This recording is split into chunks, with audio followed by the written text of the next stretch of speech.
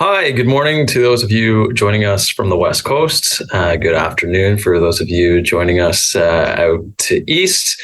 We're very happy here at Fasken to be hosting you online for today's session, Labor Law Year in Review.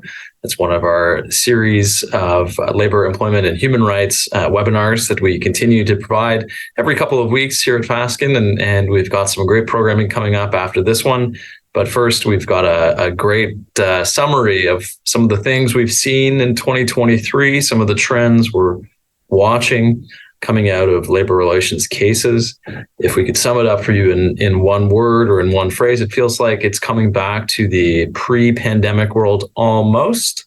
There's a couple of exceptions to that, but some of the heavy action we've seen in the cases and decisions coming out of pandemic-related issues are really starting to slow.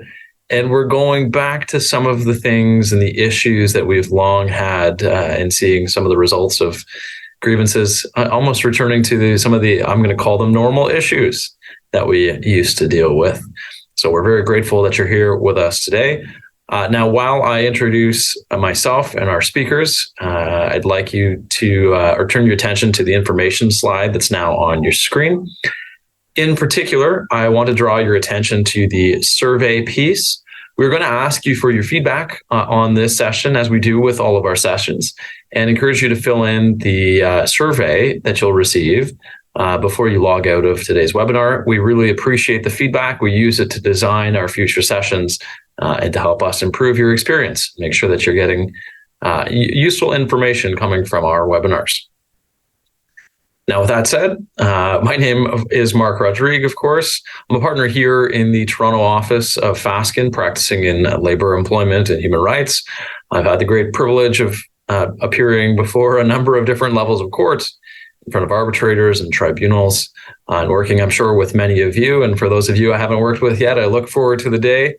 As do my colleagues who are joining me today. We have Florence Gauthier, who is an associate out of our Montreal office, and Alex Ognibene, who is an associate out of our Toronto office. Now, on to our presentation. Let's talk about 2023. Today, we're going to, just by way of an overview, we'll talk a little bit about some current trends outside the case law. Our presentation today is going to be fairly case law intensive. We'll point you to some decisions that came out this year, talk a little bit about what they mean for you as an employer, things that you should be thinking of, where we're seeing some of the case law develop now.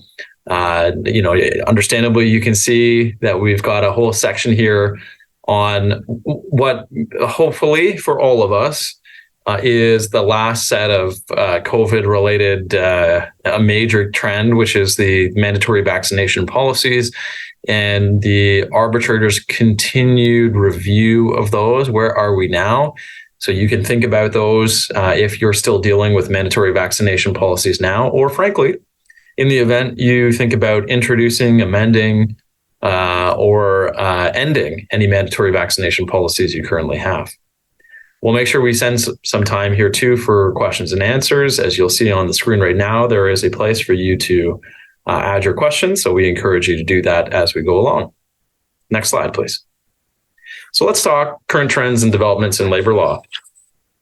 Next slide. What is not going to surprise any of you who are engaged in collective bargaining, and certainly what we see around the tables that we're engaged with, is that there, this year in particular, have been added pressures following from last year, where we've seen inflation coming out of the pandemic scenario really affect the bargaining positions of the unions that we sit across from, both in terms of what their bargaining units are looking for, and frankly, some inside the union political situations where bargaining unit members are putting more pressure than they have in quite some time on some of the union leadership, where we've seen any number of cases, frankly, where bargaining teams have reached tentative collective agreements only to have the bargaining unit vote them down on ratification and be stuck without a deal. But in terms of trends and where this is leading us to, as you'll see over the last couple of years, we've seen average annual increases range at the end of last year in the private sector going up to 4% to This year, we're seeing public sector, percentages going up to 3.5%. So there's growth here that we hadn't seen pre-pandemic, when things were fairly stagnant, when it was a little bit easier, I'd say, anecdotally, to get to the deal. Now it's not uncommon for us in some areas, and they've been highly politicized, and with great media coverage of some scenarios where we're talking high single digit to double digit increases at times, and that's pressure coming out of the pandemic and inflation. We have seen, obviously, on the news, folks strike action that we haven't seen for a bit of time, whether that's folks down in Windsor. We saw the uniform workers down at Windsor Salt go on strike. It was pretty highly covered by the media, and with lots of commentary from the federal government. We saw strike action in the BC ports for a good long while. And for those of you who've been paying attention down in Windsor, I should say, and into Detroit and into the U.S. automakers, down into the U.S., where there was a level of concerted strike action and pressure put on the auto manufacturers that we haven't seen in terms of coordination for quite some time, if ever, and some significant settlements coming out of that action and coordination by the relevant unions. So, in any event, I think it's fair for us to say that anecdotally we're seeing increased pressure at the bargaining table and challenges in getting to the deal, and tactics that in some cases we've grown used to not having to deal with pre-pandemic, where the labor relations scenario was a bit more settled, where inflation was controlled, where the pressure on wages was low, if any, for a while. On to the next, please. And here you'll see, a graph that makes that out. When we look at the economic situation, particularly after 2008, downwards trends in wage adjustments on first year of collective agreements and annual wage adjustments overall. We saw that decline. It was pretty steady for a long time. You can see made out on this graph around 1%. And we're clearly out of the 1% days right now. And all trends point to growth continuing. In fact, if we look at some of the reported annual wage adjustments over the duration of contracts coming in right now, we're in about 5.1%, which is, in fact, a 32-year high. And if we look at just 1 month recently, July of this year, the settlements coming out of that month, the average wage adjustments were 7.1% in the first year for new contracts.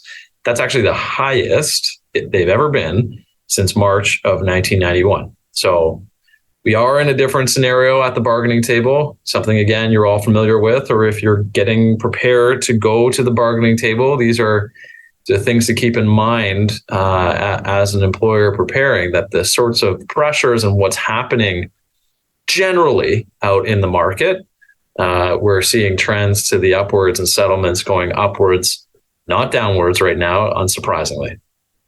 And with that, I'm going to pass it over to my colleague Alex to talk a little bit about an Ontario-specific scenario. Thanks, Marc, and hi, everyone.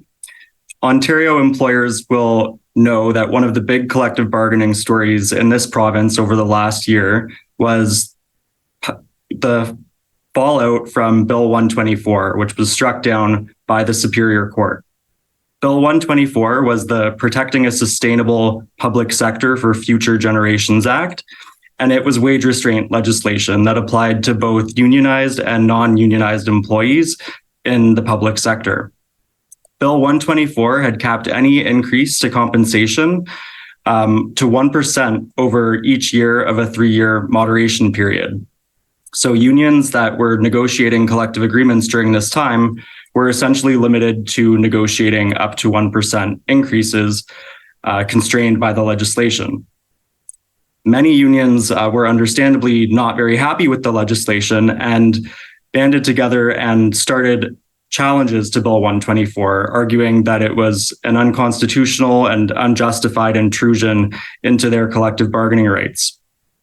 All in, the bill was challenged in 10 different applications, which were heard consecutively before the Ontario Superior Court last September.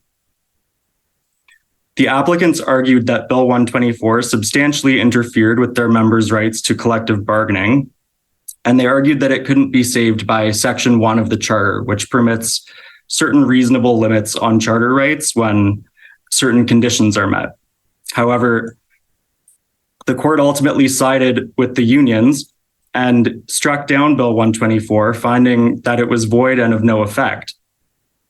The court agreed with the unions that the bill did substantially interfere with collective bargaining in a number of ways. Since the bill was struck down, the government has filed an appeal, which has yet to be decided. But there's a number of different fallouts from the striking down of the bill that are still playing out. One of those big implications concerned what are known as reopener provisions. During the life of Bill 124, when it was still in effect, unions and employers negotiated reopener provisions into their collective agreements, which essentially said that if the bill was struck down, then their wage settlements could be reopened and essentially renegotiated or redetermined without the impact of the 1% per year wage constraints. We've now seen a few of those reopener interest arbitration awards come out since Bill 124 was struck down, and we have indeed seen that arbitrators have awarded compensation increases of up to around 5%. So in many cases, 3 to 4% above the initial 1% that was awarded in the settlements. This trend is expected to continue, and largely as well, one of the factors that was at play in the reopener decisions was the unprecedented inflation and staffing crisis in hospitals and other public sector settings, much of which, again, we're still dealing with. So it'll be interesting to see what happens with future reopener decisions and future collective bargaining in the public sector, as well as with the province's appeal. The appeal hasn't been decided yet, but if the appeal fails and Bill 124 remains struck down as it currently is, the government could be on the hook for billions of dollars in retroactive damages payments to public sector employees who were affected by the bill, which will be another, headline-grabbing development once the appeal comes out. So stay tuned on that one. Next slide, please. For the next part of our presentation, we'll be running through some of the major decisions in labor law that came out in 2023. So without further ado, I'd like to hand it over to my colleague Florence for the first case. Thanks, Alex. Hi, everyone. So to start it off, we wanted to discuss the case Groupe CRH, which is an important case that developed in Quebec this year. So you've maybe heard of the first decision in this affair that was rendered by the TAT in 2021. So to give you guys a bit of context, as most of you may know, the labor code in Quebec does contain anti-scab provisions, which prohibit an employer from using certain replacement workers to perform the work of its employees during a strike or a lockout. Some of these prohibitions are linked to the establishment where the strike or lockout occurs. So as a general rule, only managers of the striking establishment were able to perform work otherwise done by employees on strike or lockout, but the employer was also able to have work performed by its other employees not in the bargaining unit outside of the striking or lockout establishment. So there was the notion of establishment is very central in Quebec to those interpretations and analysis. Historically, the notion of establishment has been defined and interpreted as the location which is physically separated from other locations and where the employer carries on its business activities or part of its activities under a management unit, and where an employer can theoretically lock its doors during a lockout. However, in the past few years and due to the pandemic, with the prevalence of remote work and telework. It was to be expected that an issue was to arise as to the interpretation of the notion of establishment, and that's exactly what happened in this case with the group CRH case. So in the first decision in 2021, the Administrative Labor Tribunal decided to re-examine the concept of establishment and indicated that a contextual and dynamic interpretation of the term had to be adopted given the recent trends and evolution of workplaces in Quebec. So the TAT considered that an establishment should be understood not only as a place where, physical place where the employees were performing their work, but also as the place where the establishment is deployed virtually and from where employees performed work. In that case, the issue was that an employee working from home had done some work that was usually performed by employees on lockout. In that initial decision, the TAT therefore concluded that the employer was in violation of the anti-SCAB provisions and that the employee working remotely could not do so during the lockout period. So without too much surprise, the employer sought judicial review of this decision in front of the Superior Court. That decision was rendered in April 2023. I think we can change slides now. So yes, in this decision, the Superior Court of Quebec overturned the TAT's decision and concluded that the establishment was limited to a precise physical location. The Superior Court believed that it was not within the TAT's power to decide to expand the notion of establishment. Rather, it would be to the legislator to modify legislation accordingly to take into account the latest realities of the workplace. And so the conclusion of the Superior Court is that it would be possible for an employer to use the services of a non-unionized employee working remotely to perform certain tasks of an employee included in the bargaining unit on strike or lockout. So we were hopeful with that decision. However, less than a month later, the Superior Court rendered a contradictory decision in another case. So in the case Coop Novago contre Syndicat des travailleurs et travailleuses de la Coop Lanaudière, in that affair, also the TAT rendered an initial decision saying that the employer could not attempt to avoid the anti-SCAB provisions by resorting to remote work. And that decision was confirmed by the Superior Court in 2023. They confirmed that the TAT's interpretation was reasonable and did not need to be revised. So at this stage, we are stuck with two contradictory decisions, but note that a motion for appeal was granted on the Groupe CRH case. So we are now awaiting the Court of Appeal's decision to get a better understanding of the interpretation that has to be given to the notion of establishment. And we await those developments very impatiently. Next slide. And I want also to take this time to mention very quickly that last week, the bill C-58 was introduced. So it is an anti-replacement worker legislation for the federal sector. This bill could have very important consequences and bring very important changes to the Canada Labor Codes. And we have issued a bulletin last week. So we refer you to such bulletin to get more information on the contents of Bill C-58.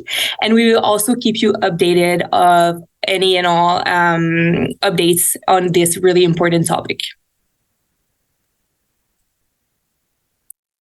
Yeah, before we move off that last one, or I start this slide, I just want to say for those of you with unionized workforces here, of course, this is an important development to see the federal sector now follow suit of both BC and Quebec with legislation that puts parameters or limits on the use of replacement workers. So the trend is trending in the direction of legislation and prohibition, now up to the third, well, presuming that in the federal sector, the legislation passes, and I think we have every indication that it will. It's a government bill. And it is, as far as I can recall, part of the the deal made between the minority government and the opposition NDP government that this is one of the platform planks that has to happen in their negotiated deal.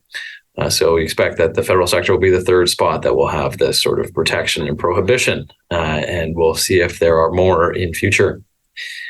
Now, back again to some of our regularly scheduled programming in terms of things that we see updates from on time to time.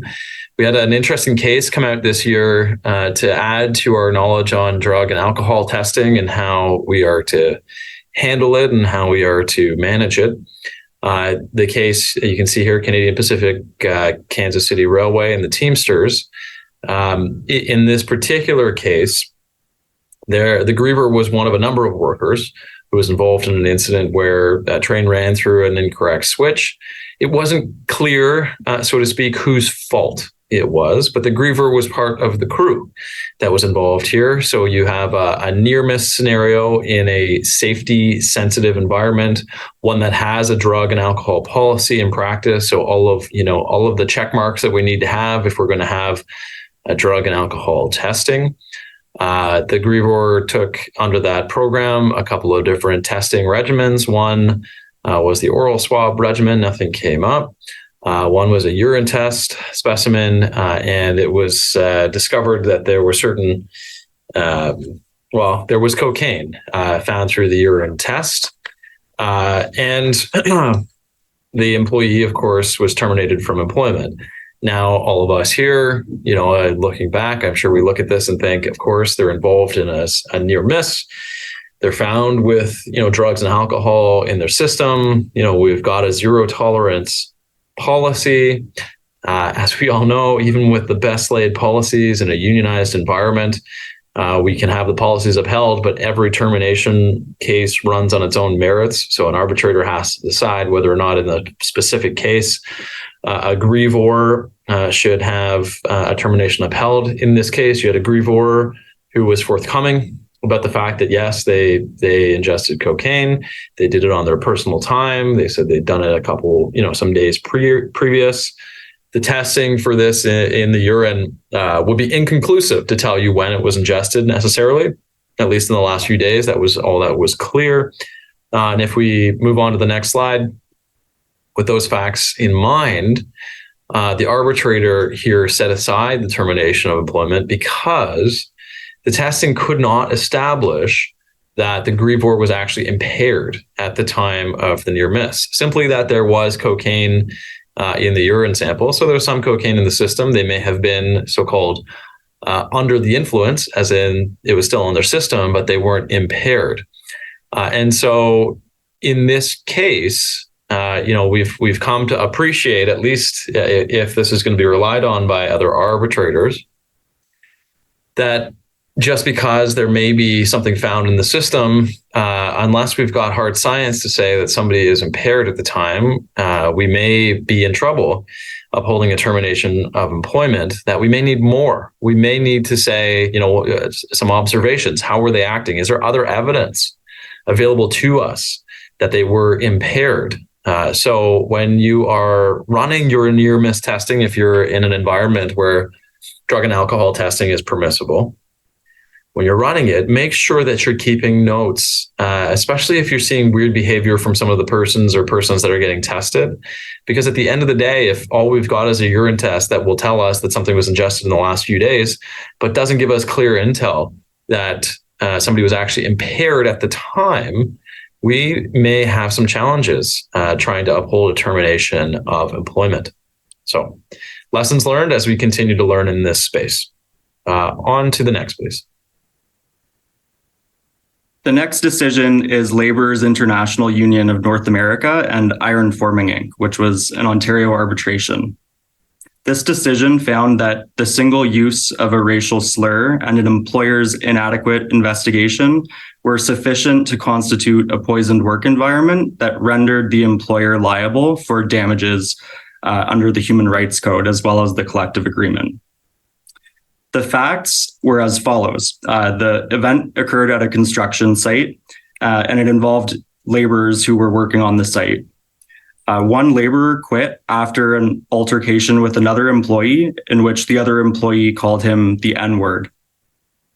The company subsequently conducted an investigation of this incident, and the arbitrator found that it was appropriate in the circumstances for the company to have proceeded with an internal investigation using one of its own employees or managers to conduct the investigation, but found that there were a number of flaws as well with the investigation. In particular, the investigation did not interview all of the individuals who were witnesses to the altercation, and in fact, did not interview the individual who allegedly made the racial slur. As a result, the report was inconclusive. Subsequently, the union filed a grievance alleging that the employer had violated the griever's human rights as well as the collective agreement. The arbitrator found that the single use of a racial slur and the very significant slur that was used in this case was sufficient to constitute a poisoned work environment. This builds off several other recent cases which have found that racialized language and other derogatory language, even if used only on one occasion, can be sufficient to constitute harassment. What's different in this case is that the finding was of a poisoned work environment. Normally, an employer isn't liable for a comment of one employee against another employee, provided that those employees are non-managerial. However, where a poisoned work environment has been found to be established, the employer is liable. And that was the basis in this case on which the arbitrator ultimately awarded $20,000 in damages to the griever. This case reminds employers of the importance of having policies and training in place in order to help prevent incidents of this nature, and of conducting an appropriate and impartial investigation to ensure that any discrimination is identified and corrected with appropriate measures. Previously, Ontario human rights jurisprudence and the jurisprudence of other jurisdictions as well has confirmed that failure to conduct an investigation that's appropriate in the circumstances can itself constitute a freestanding basis for liability under the code. So with this decision, it is really a strong reminder for employers to ensure that all of those policies and processes are in place. Next slide, please. The next case is Unite Here Local 40 and Civio Corporation, which is a novel case in which an arbitrator awarded $500,000 in general damages as well as punitive damages against a union which had made defamatory statements in an online web posting claiming that the employer had broken promises to First Nations people. The employer operated lodging facilities for workers on traditional First Nations territories out west. The employer and the union had entered into a letter of understanding which governed the terms and conditions of employment. However, the union was dissatisfied with some of the terms of the LOU and wanted to renegotiate certain items like wages, travel allowances, and workload. When the employer refused to renegotiate, the union created a website to put pressure on the employer, and the website prominently accused the employer of broken promises. The employer then filed a grievance against the union under the collective agreement, which led to the arbitrator's finding that the union had committed defamation. There was no truth to the statement that was made with respect to alleged broken promises, and it was found that this statement was made in order to help the union secure something through bargaining that it couldn't secure through lawful negotiations. The union subsequently applied to the BC Labour Relations Board to have the arbitrator's award overturned, but the board dismissed the application for review. The board also dismissed a subsequent application by the union for reconsideration.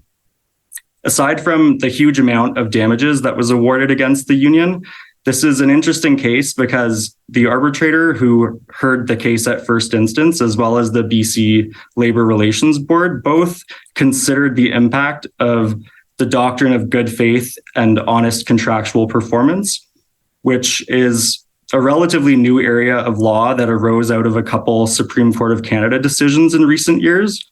And what this decision shows is that that doctrine and duty of good faith can percolate into the labor law context and apply in different ways in the administration and interpretation of collective agreements. So it's certainly a development that we will continue looking out for and keep briefing employers on how the law changes in this regard. Next slide, please. So for those of us who have dealt for years with attendance management policies and issues, a helpful decision, I think, has come out. This is Unity Health and the Ontario Nurses Association. In this particular case, it's not going to be surprising to those of you who deal with these policies and these issues. We have a scenario where I'd say the employer had to go above and beyond in administering attendance management. But this ultimately resulted from an employee being in that attendance management program multiple times. So we have a grievor here facing an attendance management program that, to hit satisfactory attendance, you couldn't miss more than 5 shifts or 4 incidents of absence in a 6-month period. They breached that twice. They were in attendance management from 2012 to 2016, being managed by the employer here. They went back into attendance management in 2016 and took another 4 years before the employer acted on absence and terminated the employee's employment.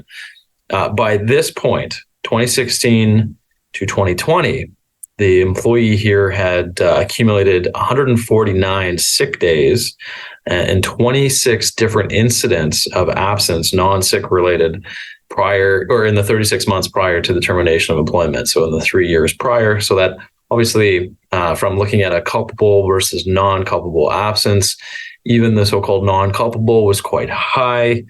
And so the employer here terminated this employee's employment. The union grieves. They grieved in particular the way this program was administered, in 2016 to 2019, and sought to have some of the time excluded from counting as essentially as culpable absence.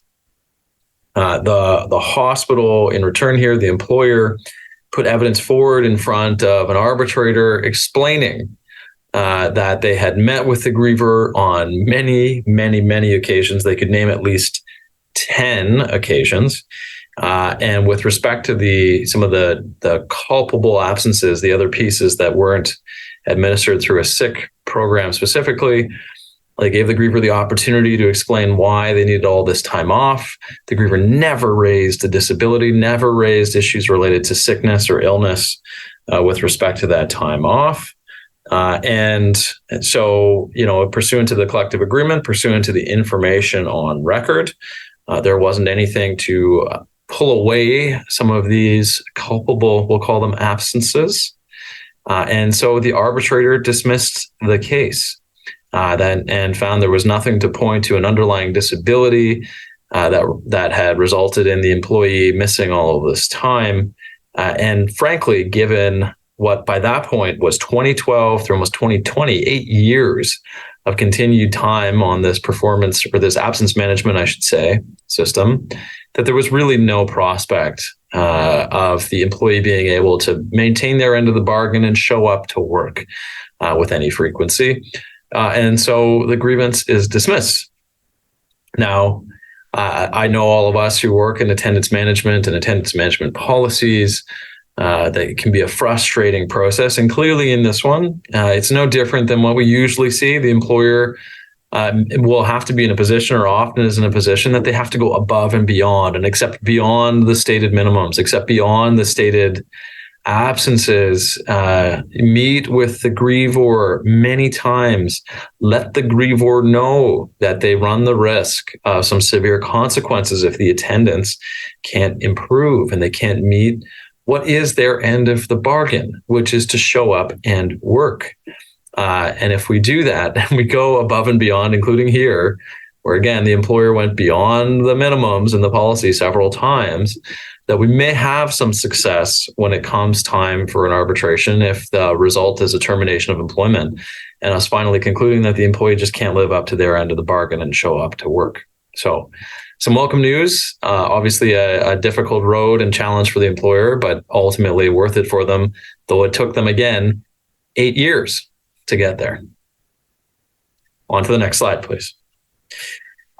We're going to switch gears now and take a little trip down unfortunate memory lane and talk about vaccination policies. Now, it's been about 2 years since all of you and all of us here at Fasken were essentially COVID-19 legal practitioners working with the latest developments in the law on how to manage our workplaces in light of the COVID-19 pandemic, that we introduced all sorts of policies and procedures, particularly with respect to vaccination once vaccines became available. In many workplaces, including Fasken, we rolled out obligations for folks to get their double dose of vaccine, maybe in some cases boosters, in order to come into the workplace, all on the advice of public health officials in our various provinces and federally, and frankly, around the world. Now, we know that most, if not all, of our various provincial jurisdictions and federally, we've removed our vaccination requirements. That in some cases it was required, in some industries it was required of us to have these policies. And despite the removal, interestingly, the COVID-19 pandemic has changed our legal landscape. We may be in positions now where that COVID-19 vaccine policies and maybe, frankly, other vaccine policies on the back of public health advice, maybe something that we have a chance of upholding, depending on our workplace, depending on how it gets rolled out. I would have said in the year 2019, there's absolutely no way. I now know, in the year 2023, yeah, we've been through it. I think the thinking on these have changed, especially at the arbitral level. And so, we may be in positions, whether that means we've got policies for our whole workforce, or frankly, we've got policies around hiring and requiring people to show proof of vaccination for hiring. These are things that we can think about now in 2023 that, frankly, in 2019 would have been a short phone call to phone anybody at Fasken to see if you could do this, because the answer would have been probably a quick no. Onto the next slide, please. So we have seen some cases start to come out, particularly in the unionized environment, about finally, they've taken some time. Some of these cases started in 2021 and in 2022 as folks are called back into work, or folks are faced with hard deadlines on getting vaccinated. And we finally started to see the decisions come out and the trends in decisions. I would say, we'll speak to a few of them, but I would say generally speaking, where we've seen the COVID-19 vaccine policies absolutely held up by the arbitrators are where an employer has been able to make out, look, there's no not really a reasonable alternative for us to use other than requiring our workforce to be vaccinated, both for the protection of the public if they're client facing and they're out there, and for the protection of our other employees if they're working closely together, especially in an enclosed environment where communicable disease could occur quite quickly. And frankly, we can't afford to have so much of our working population out at the same time, because they're all dealing with COVID, and we've all experienced what that feels like or what that looks like. I mean, obviously, too, it's been upheld where our employees are working with vulnerable populations. So certainly in the healthcare field, we've seen some action and arbitrators much more sympathetic to mandatory vaccine policies. Where we're dealing with, working populations who work outside or isolated, we may have more of a challenge, is what the case law is starting to show us, depending again on what the work being performed is. The one thing that is staying true in all of these cases so far is that the arbitrators are taking note of what public health has been informing employers to do. I think that's only fair. It's a good thing in the case law that our arbitrators are taking note of that, because, of course, most of us aren't operating hospitals. We aren't operating healthcare facilities where we have expertise in-house on these issues. Some of us are lucky to have that. Always good to have an external party who's an authority tell us that what we're doing is right. And so where we've got public health evidence, the arbitrators are accepting that in terms of the efficacy, the use, the rationale for COVID-19 vaccines. On to the next, please. The question that do remain, and again, we'll go through this with you. The questions that remain are, okay, so if we're in an area where our policy may be upheld, and we'll talk about what we're looking for in the cases on that, what happens to people who don't abide by the policy? Are we safe and sound in terms of moving forward with the termination of employment in the unionized context? Now, interestingly, I think that's a still somewhat developing law, but as we'll tell you through some of these cases, the nice thing is where these policies are getting challenged, especially in the healthcare environment, and again, environments where people are close together, we're seeing arbitrators say, I think this policy is fine. And like we said about termination of employment, you have to look at those separately. The policy could be fine about terminations, and then you've got to apply it to each and every individual who's involved. And so some of those cases we haven't seen come through to the end yet, but there's been some helpful action for employers. And with that, let's turn to one of those cases now, and Florence will tell us about what's happening in Quebec. Thanks, Marc. So the first case I wanted to discuss with you is the case Syndicat des employés de RDS et Réseau des Sports. So in that case, the arbitrator ended up upheld the suspension without pay and the termination that was imposed on an employee that had refused to comply with the company policy regarding COVID-19. So essentially, the employee was unvaccinated and had refused to undergo the mandatory testing that was provided for in the employer policy for unvaccinated employees. So the employer went with it gradually, started by imposing suspensions without pay for 1, 3, and 5 days, and ended up terminating the employee. The union contested the measures, saying that they were unreasonable in the circumstances, but the union did not contest the policy or the protocol put in place by the employer. And funny enough, the arbitrator outlined that and said that it was a good thing that they did not go that route because their argument was doomed to failure. So we see a bit of how the importance that was given to such a policy at that time during the COVID-19 pandemic. So when analyzing all this situation, even though the employee had over 17 years of seniority, the arbitrator considered that the method that the employer used to discipline the employee and eventually terminate the employee was reasonable. One of the main things that was outlined by the arbitrator is that the employee indicated that even if he was reinstated, he had no intention to comply with the employer's policies regarding COVID-19.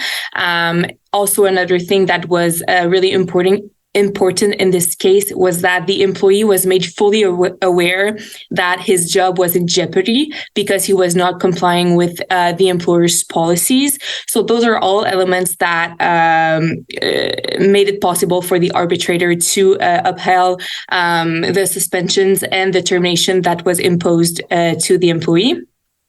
Note that suspensions and terminations in this case were imposed in December 2021. So it was during a high of a COVID reoccurrence, which is an important element to take into account in this case, given the circumstances at that time, the importance of protective measures and also the governmental and ministerial orders that were in place.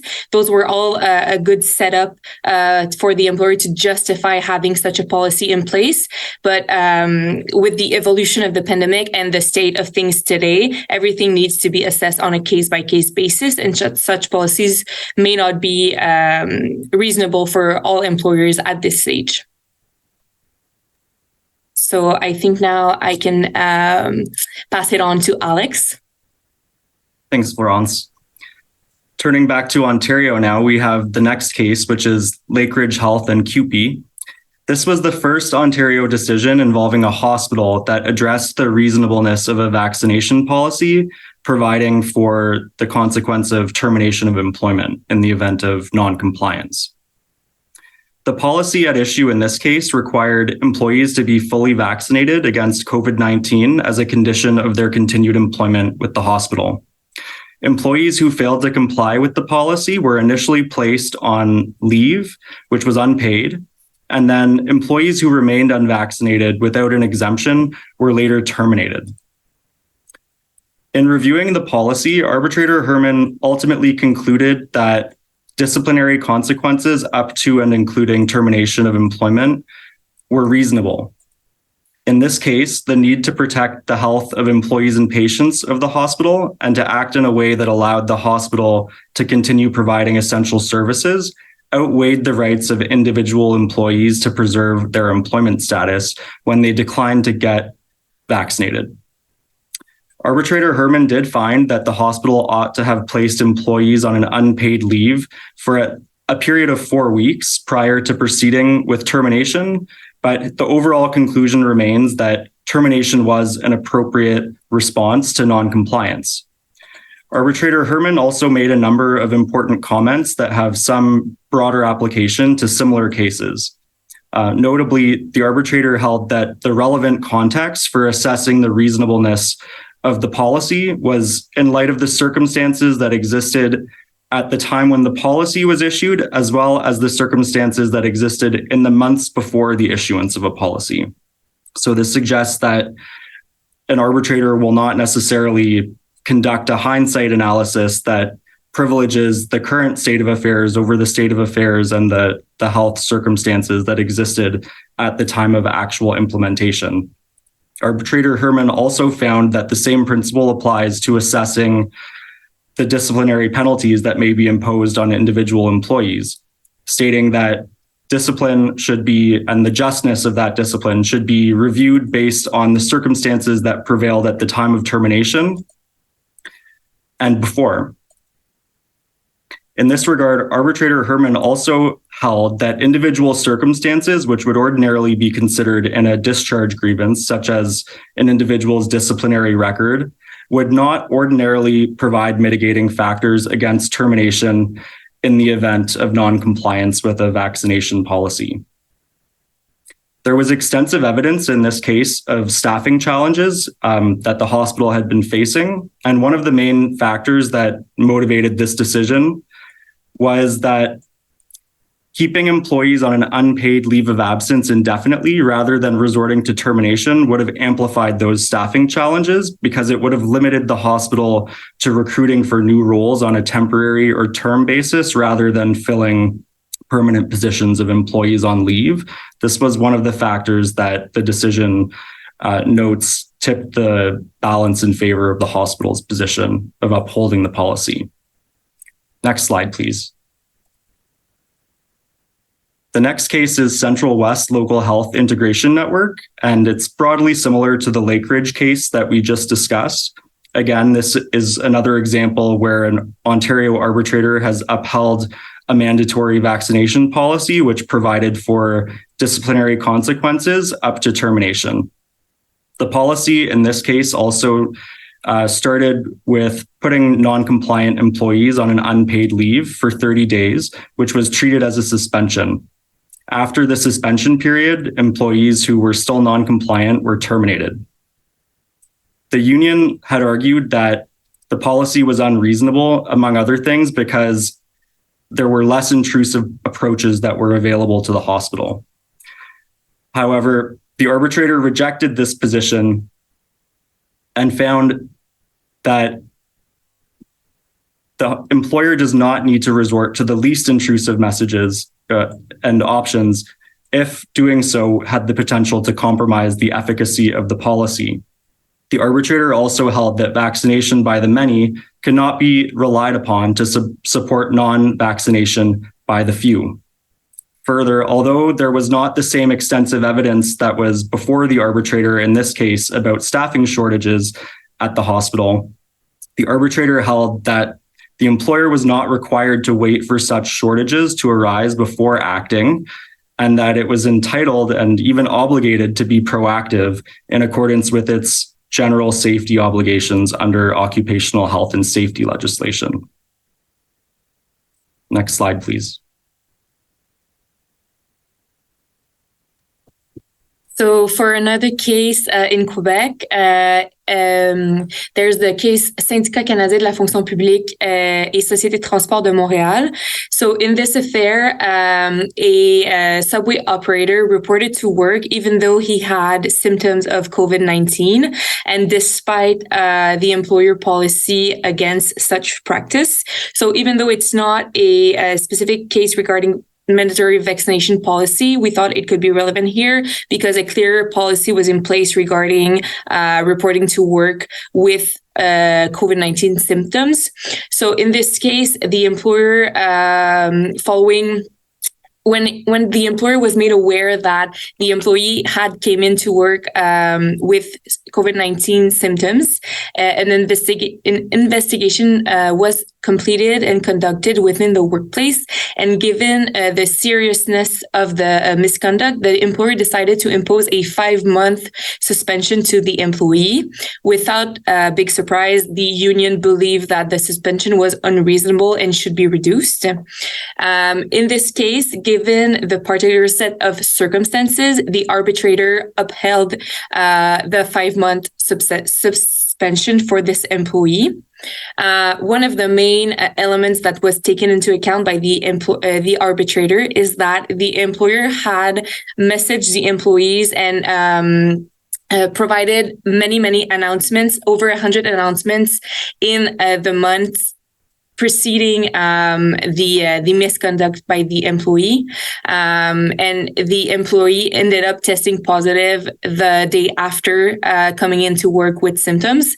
So, and the symptoms were pretty bad with the description. The employee had lost the taste, smell, and had other COVID-19 symptoms.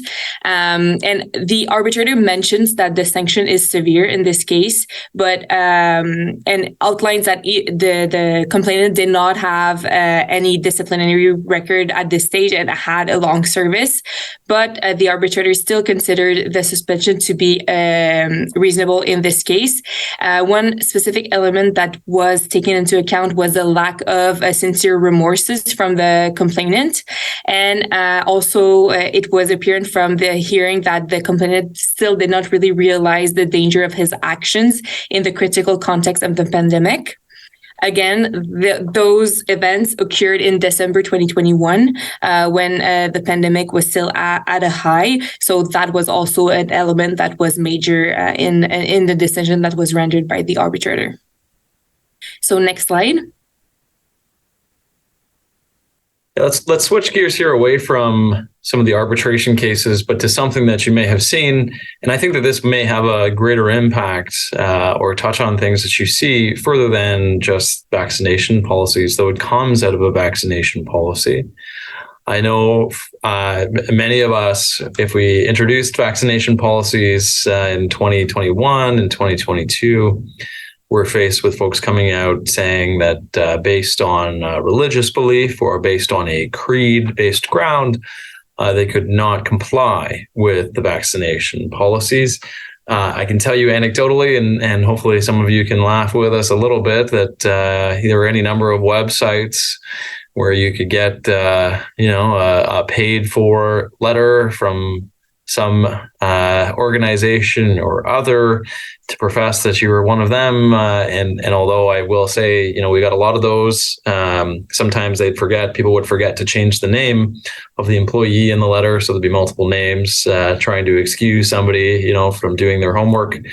There was some level of unknown in the case law around what would be required in terms of vaccines and vaccination when a creed-based ground was pled. And we saw a couple cases last year in 2022 come up, cases which Certainly, looking at them, you might think they were employee friendly, where folks were involved in some level of recognized organized religion, even when that religion, say Roman Catholicism, had subscribed to folks getting the vaccines, that the individuals themselves had a subset of their own beliefs, predicated on that religion, and called them a creed. And ultimately, there were some arbitral decisions saying that those folks were exempted.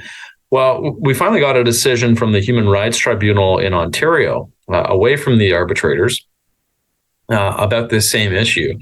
And in this case, we have an employee whose employment was terminated as a result of her failure to comply with the vaccine policy. And the reason that she raised was that she had a creed, and she had decided ultimately that she had a conscience from a creator, and the creator told her, no, don't get vaccinated. The individual also had some belief that COVID-19 vaccines would rewrite her DNA or alter her DNA, and that they were against her right to bodily autonomy if she was told that she needed to get it for her employment. So the tribunal's faced with this idea of, what is a creed in the context of a vaccination policy again. And the tribunal gave us some great insight on how to look at these creed-based arguments. And we can use this and try to use the same framework when we're looking for other things where folks are raising creed-based reasons why they cannot comply with one of our workplace directions. And we've seen it in other contexts. I certainly have seen it in respect of whether we're, in a manufacturing environment and we have clean-shaven policies, or we have certain things we require of employees. And the tribunal said that, in order for a creed-based belief to have any sort of protection, it has to be sincerely, freely, and deeply held. It has to be integrally linked to a person's identity, self-definition, and fulfillment. It has a particular and comprehensive overarching system of belief that governs the person's conduct and practices. It addresses ultimate questions of human existence, including ideas about life, purpose, death, and the existence or non-existence of a creator and or of a higher or different order of existence. And it has some nexus or connection to an organization or community that professes a shared system of belief. So for the tribunal's purposes here and in this decision, it can't be a one-off personal preference where all of a sudden, I'm speaking to my creator and my creator is telling me with respect to one issue in my life, which is COVID-19 vaccine policy, that I should not do it. And that's exactly what the tribunal found, that this person did not have a creed, as the tribunal recognizes creeds, and therefore it was a choice not to comply with a mandatory vaccine policy, one not protected by the Ontario Human Rights Code here. And so I think this is important for us to continue to think about next time we see folks raise a creed-based argument, that we can test it. We don't just have to accept it. That what they're telling us is as comprehensive a system of beliefs that it needs to be to have protection, and to really test how robust the creed we're being told about really is for that person, and whether or not we ought to recognize it in providing any exemptions to what we're doing. With that, I'll pass it back to Florence. Thanks, Marc. So just a quick word on this case from the Superior Court. So this was essentially a constitutional challenge of certain ministerial orders that were issued by the Canadian government in the transport industry. So essentially, this judgment concludes that although the contested provisions did infringe on the right to liberty and security, they did not violate the Charter of Human Rights and Freedom, and they were adopted within the principle of fundamental justice and principles. And they, even if there had been a violation of the Charter, the court ruled that the violation would have been justified in a free and democratic society. And this decision kind of serves of a basis for following arbitration cases, especially in the transportation industry. We have seen, especially in Quebec, a recent case where a suspension without pay was upheld, where an employee refused to get his second dose of vaccine. The employee was working within the transport industry, and the arbitrator's conclusion was that the employer did not even exercise a management right. In that case, he was only applying the law in compliance with the ministerial orders. So that is also interesting. And now, next slide. To finish off our presentation today, we wanted to do with you a couple quick hits. So a couple quick decisions that we found interesting and that we wanted to share with you on a variety of subjects. So I'm going to pass it off to Marc to start this now. Yeah, happy to. And let's just circle back again to where we talked about trends and things we're seeing that are out there in terms of at the bargaining table or activities among unions and in labor relations. I will say this, that the numbers are not out yet in terms of what we've seen in 2023, rates of unionization, whether we've seen an uptick. If you look at the full year 2022 last year, we're still down, but between 1981, when about 40% of the Canadian workforce was unionized, to 2022, the numbers suggest that that's about 30%.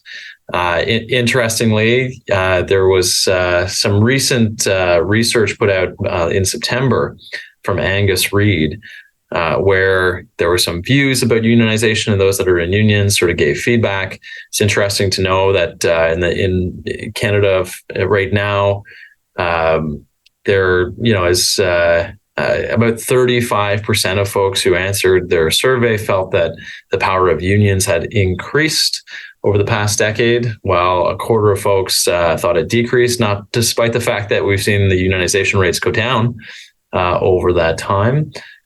Interestingly, those that were in unions, only 3 in 10 thought that union power has increased, and more than that thought it had decreased. So, interestingly, the Canadian public writ large have a more optimistic, or I would call it optimistic if you're looking for more unionization power view of unions than folks who are actually in the unions do. The other interesting things that are happening, it's funny, male respondents who are unionized thought that the unions brought more benefits to them than female members. And generally speaking, in the Canadian public, Canadians thought, about 40% of Canadians thought that unions were actually too powerful, versus folks who thought they were too weak. So it was about 40% to 20% of respondents. Interestingly, on a political trend for those of us who watch, young folks who are unionized more identified with the NDP party. Older folks who are unionized actually split between Conservative Party and NDP party federally in terms of the top two choices. And ultimately, folks that responded, about 50% thought the right to strike was a good thing versus about 40% thought it wasn't. So that's a close divide. So you can see some of these issues around unionization and rates are hot topics, obviously. And I would say anecdotally, we're seeing reports, especially out of the US, that younger folks, Gen Z folks coming in, are much more likely to have positive views of unions. I think that's probably, in some ways, the impact of the United States president going to the picket line and wearing union shirts and picketing and expressing support for unions might have some level of impact. It's certainly a new focus that we hadn't seen in the past. Typically politicians would leave it to the parties to reach a deal, but in the current American climate, that does have some impact up here. We know that that could be a bit of a game changer. And so we'll wait and see. But let's focus back in again on some of the case law, some quick hits. I'll just talk to you about to Zoom or not to Zoom. This is really procedural for those of you who are in jurisdictions where you really moved all the way over to Zoom to do your arbitration cases. And You've seen a slow sputtering, maybe not even seen anything back in person yet. We've had a couple of cases come out. The most recent here is QP in Windsor that came out just at the end of last month, where the question again came up, where the union employer were split on whether a proceeding should go in person or should stay on Zoom. The case law so far, and this is at least the second case I'm aware of, the arbitrators decide in the absence of consensus, we go by Zoom. So in this case, you proceed by Zoom. So consider that when you're, in a scenario where you disagree. Ultimately, the coin flip seems to be going to the party who wants to continue by Zoom rather than in person. Over to Alex. This past year has also been a really big year in pop culture. Sadly, one of the big pop culture developments, if I can call it that, was the passing of Her Majesty Queen Elizabeth II in September of 2022. There is a recent arbitration decision from BC, which considered the question of whether the National Day of Mourning that the Prime Minister's office declared was a holiday under a collective agreement. The collective agreement in this case provided that holidays would be those declared by either the Government of Canada or by the province of British Columbia. The arbitrator agreed that it wasn't necessary in this case for legislation to have been enacted in order for the holiday to be considered declared, but found that neither the federal nor provincial governments had made the choice to actually declare the National Day of Mourning as a holiday, and therefore it wasn't a holiday under the collective agreement, which applied to private sector employers. The arbitrator also highlighted how the government specified that the National Day of Mourning holiday was for the public service of Canada, and that other employers were merely invited to recognize the holiday. This case probably has limited future application because the passing of the king or queen is not something that happens every year. And so it was more of a one-off occasion, but it is still interesting to see how arbitrators and employers are often confronted with questions of interpretation based off of, real life, real world events. So sadly, no holiday in this case for the employees affected. And lastly, I also wanted to discuss another case in Quebec regarding return to work, which is a very important issue at this time. So in the case Syndicat des salariés SSQ et SSQ Société d'assurance Vie, the employer had decided to make it mandatory for employees to come back to work at least one day a week. The union did not agree with that measure that was put into place by the employer and contested the change in the remote work policy.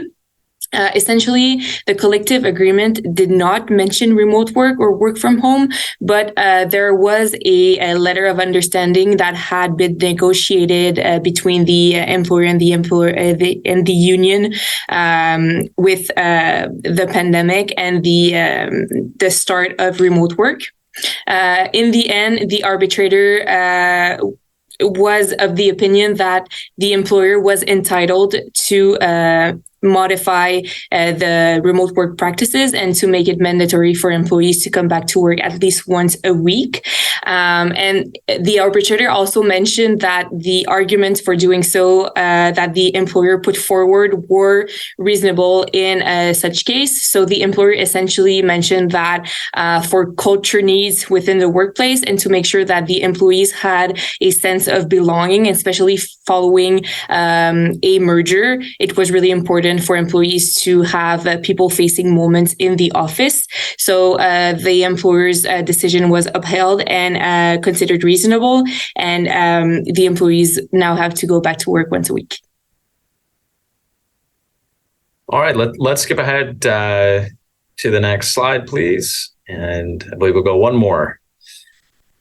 So this is the end of our formal presentation. We've been watching some of the questions that have come in, and some of you have given us some questions in advance. And so I'm going to pull from some of the questions we've been provided here.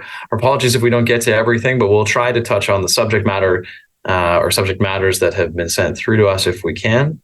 Now, one of the questions, Florence, we've got is what are you seeing in terms of messaging or issues that unions are latching on to right now when they're trying to get employees to unionize or certify them as a bargaining agent? Sorry, Marc, can you repeat the question? Yeah, what sort of things are you seeing unions use or message around to try to get employees to unionize these days?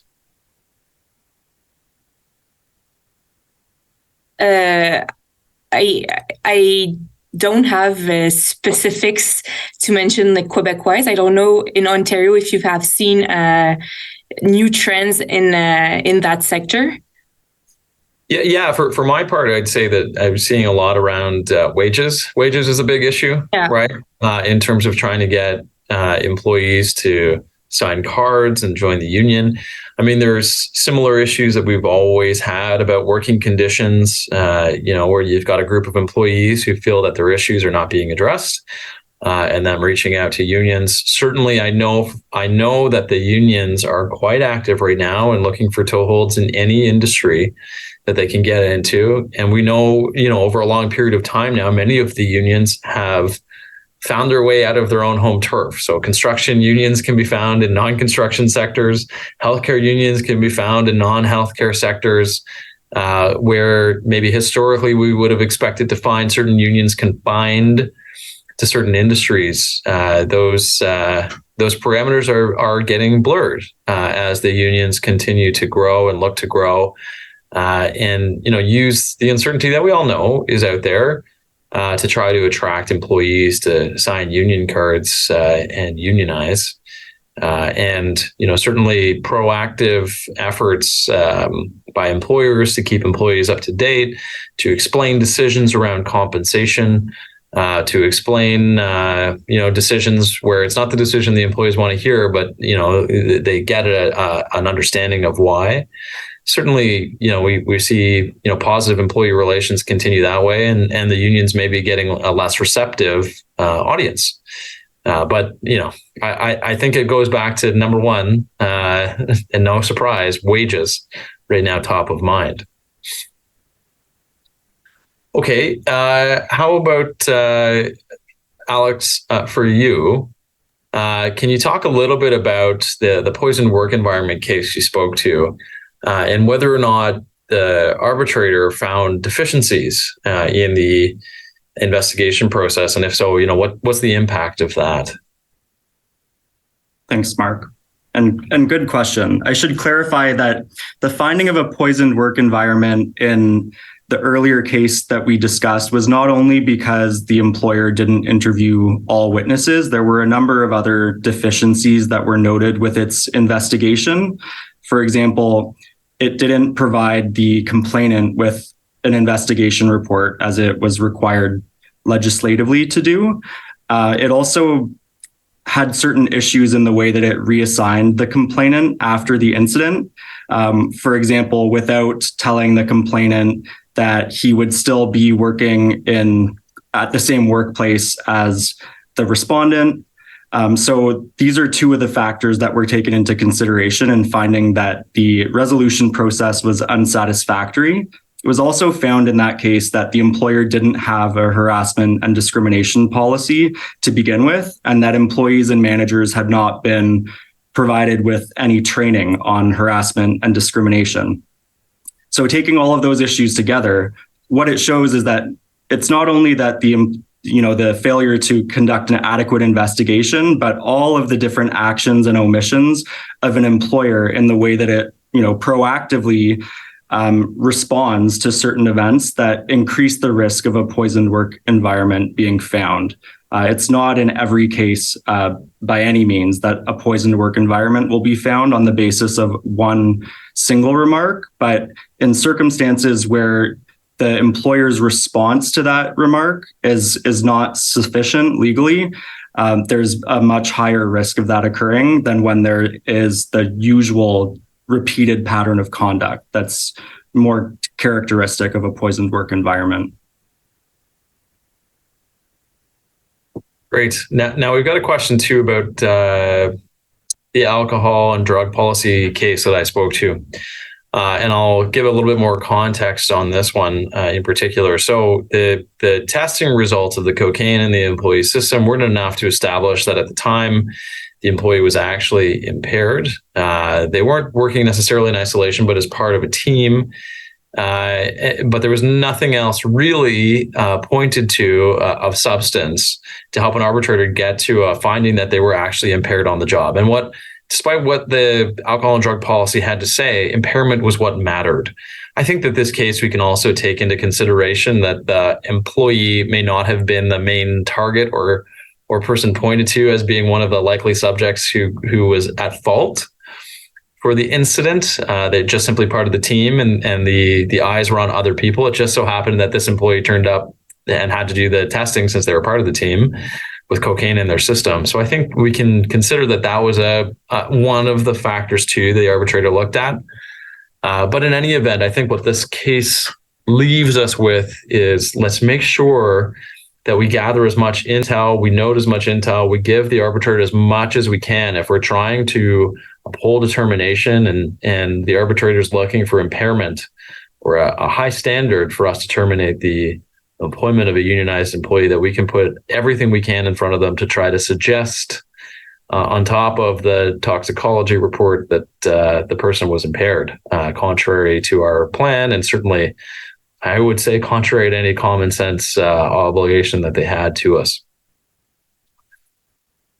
In terms of, Florence, maybe you can talk a little bit about unionized employees right now and their off-duty conduct and things we can consider. And I'm happy to comment here as well. What we should watch for and issues around what people do on their own time, whether or not it affects the workplace. Yeah, for sure. So in the past few years, especially with social media, we have seen many cases with employees having problematic conducts outside of the workplace. So at least in Quebec, there still needs to be kind of a link between the function and the jobs of the employees to be able to act on that. But for sure, having a social media policy in place within the workplace is a really good practice to have. Educating employees on that and on the impact that their outside conduct can have on the employer and on the business of the employer is also really a good practice to have and a good thing to put in place. And also, in the event such a case is brought up to the employer's attention, acting quickly and intervening quickly with the employee is also what we would recommend. I don't know, Marc, if you have specifics to add for Ontario or other provinces. Yeah, I'll focus on some issues I know that we're all confronting in our workplace and society at large right now. Certainly, the circumstances right now in Israel and Gaza are meaningful to us all, but especially to some of our employees, some of whom are going to be directly affected by the circumstances. And there are other conflicts in the world as well. I don't want to diminish those either, where folks are feeling effects and may have views and express them publicly. I think it's important for us all to remember that our employees on their personal time have certain, rights to freedom of expression, but there are limits on those when it comes to what we can condone as an employer. And the things that we need to recall are when what folks are publishing are linked to us as employer and represented as speaking for us, that could be a problem for us and bring those views into the workplace. They also can be an issue if they cross a line and may, result in harassment or discrimination between employees. Certainly, we're familiar with cases where there's bullying online, social media bullying between employees. And that means that our workplace policies may become engaged because this is employee versus employee issue. And so I think it's important to act, as Florence said, to act immediately when concerns are flagged, to act prudently, to think through these issues, right? And to communicate with your own employees right now, because it is a time where many folks are expressing their beliefs or opinions are taking to social media as a platform for that, and to remind them about our own social media policies, expectations about what can be used, what can't, and how what people do publicly, especially through social media, can be linked back to the workplace, and how there could be consequences with that.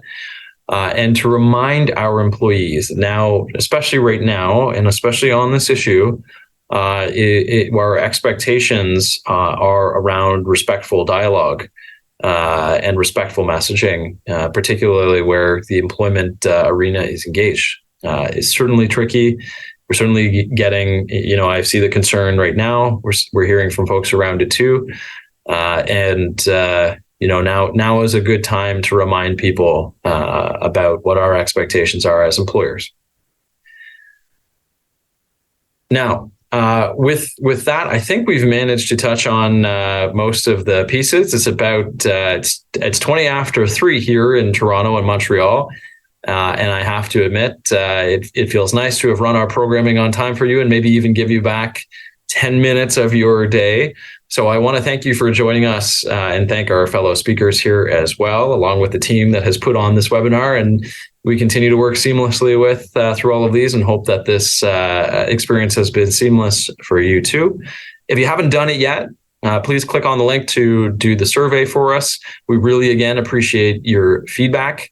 And we'll use it to look at future topics and inform our presenters on things that will help, or things that you're thinking of right now that we can assist on and provide future programming for. We hope you're going to join us, though. Like we said, we are doing a few of these. We're on a rush to the end of the year, giving you your 2023 recap, since we're almost there, December 31st, 2023. Our next webinar is actually taking place on November the 21st. It's the federal sector update, particularly helpful for those of you working in the federal sector to look at trends, to look at some of the new legislation, to understand what we're hearing. We have a special guest in from FETCO as well, Derek Hines, to speak to that as well. So again, that's on November 21st. If you haven't got the link for that yet or haven't signed up, please take a look at the Fasken Institute of Fasken.com. And with that, I think we've made it to the afternoon everywhere right now. And we wish you a great afternoon. Looking forward to seeing you again soon.